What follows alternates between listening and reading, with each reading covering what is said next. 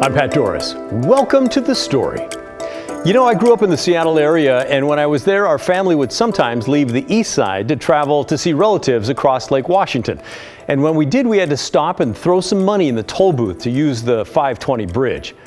And then I moved all around the country, and then 30 years ago when I moved to Portland, I was so thrilled to find there were no tolls on any of the major highways or freeways here. How nice is that?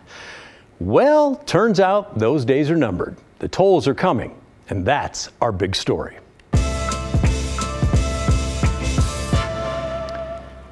Tolling, for those of you who may not know, means you have to pay a certain amount to use a bridge or a roadway. They're common on the East Coast or in other places like Austin, Texas, where I've also paid tolls, and now in the Seattle area as well.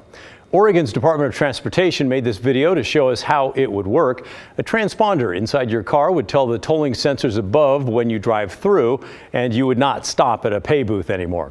If you don't have a transponder, that's no problem. The system's going to read your license plate, and then they'll send you a bill.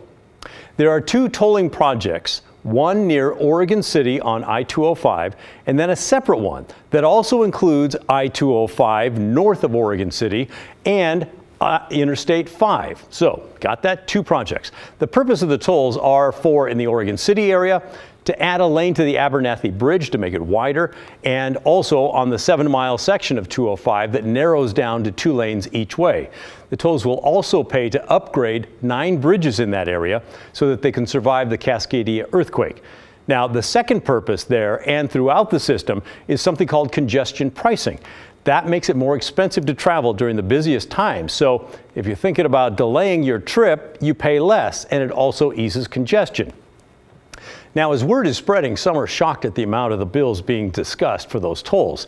Here's a clip from the Yamhill County Commission meeting in late August as the ODOT toll policy manager briefed the board. I am able to share for that 205 section.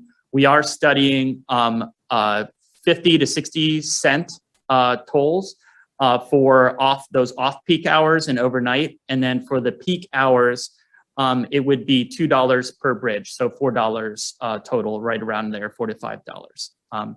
But that is, I agree with you. That's concerning, not able to have that information to more robustly share. So $2 per trip. So if you're a commuter, it'd be $4 a day.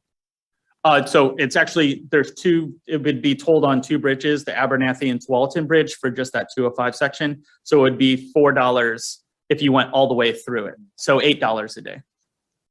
If you're traveling at those peak hours, 7 to 9 a.m., 4 to 6 p.m.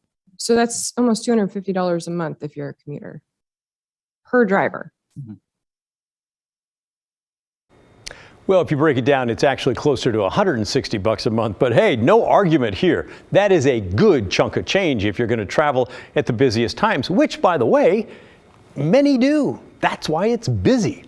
I talked with the board chair, Lindsay Burschauer, today. She said there is a growing movement to push back against ODOT and those tolling plans.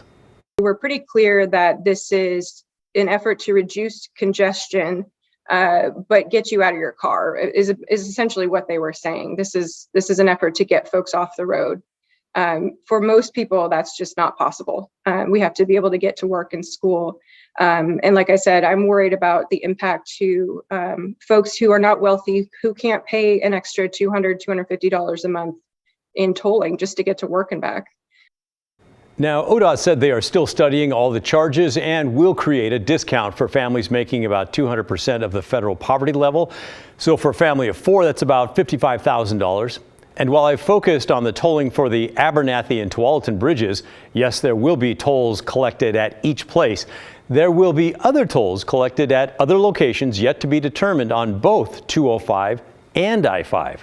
I asked ODOT's project manager for tolls if that wasn't a bit much.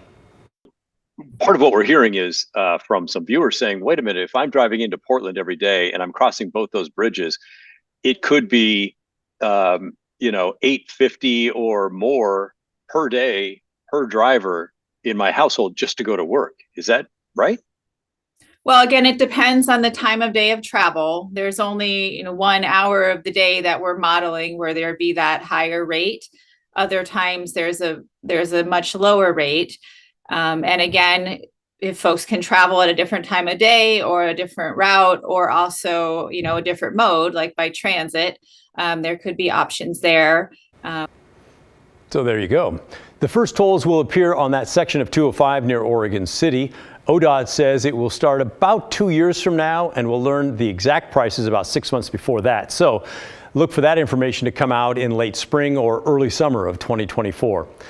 And at the risk of beating the tolling drum too many times, we're not even talking about the tolls that will almost certainly be added to the new interstate bridge that's being planned to build across the Columbia. It's unclear what those prices will be, but it is a very good bet it will not be free.